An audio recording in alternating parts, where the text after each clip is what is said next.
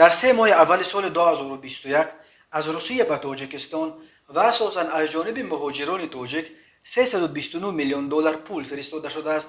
این نظر به 359 میلیون دلاری که ماه ینور مارت سال گذشته از روسیه به تاجیکستان ارسال شد 30 میلیون دلار یا 9% کمتر است. این رقم از آمار رسمی است که بانک مرکزی روسیه روز 17 ایون نشر کرد. این آمار که مهاجران تاجیک در روسیه همچنان پیامدهای پاندمی کرونا ویروس را هنوز پشت سر نکردند، در 3 ماهه دوم شاید وضعیت آنها بالاخره تغییر یابد، چون که روسیه از 1 اپریل مرزش را برای پروازها از تاجیکستان برای مهاجران تاجیک گشود.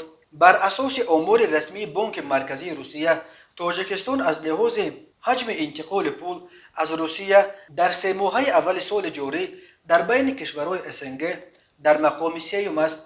از همه بیشتر امسال از روسیه به ازبکستان 967 میلیون دلار پول فرستادند.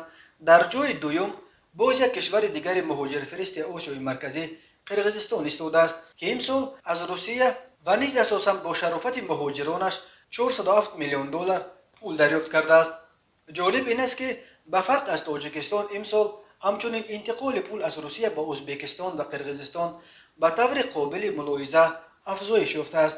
برای مقایسه حجم انتقال پول به ازبکستان 208 میلیون دلار 967 میلیون به جای 759 میلیون یک سال پیش یا 27.4% و به قرقیزستان 48 میلیون دلار 4.7 میلیون به جای 359 میلیون یک سال پیش یا 14% افزوده است. به ترکمنستان، یگانه کشور آسیای مرکزی که از پولهای مهاجرانش در روسیه وابستگی ندارد، در 3 ماه یکم سال جاری از روسیه حتی کمتر از 1 میلیون دلار پول فرستاده شده است.